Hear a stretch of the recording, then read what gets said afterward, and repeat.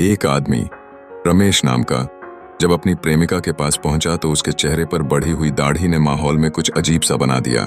प्रेमिका ने उसके चेहरे को देखते हुए कहा, देखो रमेश, ये दाढ़ी तुम्हारे चेहरे पर अच्छी नहीं लगती, तुम हजामत बनवा लो प्लीज। प्रेमिका की आवाज में चिंता थी, लेकिन रमेश ने दुखी होकर कहा, लेकिन मेरी पत्नी को मेरी दाढ़ी बहुत पसंद है, अगर मैंने दाढ़ी बनवाई तो वह बहुत नाराज होगी। तो इस बात ने प्रेमिका को और नाराज कर दिया। उसने दृढ़ता से कहा, उसे नाराज होने दो, पर मुझे दाढ़ी अच्छी नहीं लगती, तुम्हें बनवानी ही पड़ेगी। प्रेमिका के शब्द सख्त थे, जैसे कि उसके निर्णय में कोई समझौता नहीं था।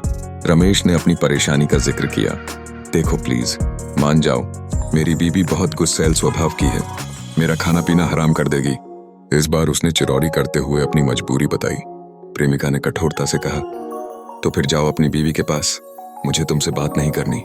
लेकिन उसके इस जवाब से रमेश का दिल टूट गया। प्रेमिका के मिजाज को समझते हुए उसने आखिरकार हथियार डाल दिए। रमेश ने अंततः हजामत बनवाने का फैसला किया। जब वह देर रात अपने घर पहुंचा तो उसकी पत्नी सो रही थी। उसने चुपचाप बगल में लेटने की कोशिश की।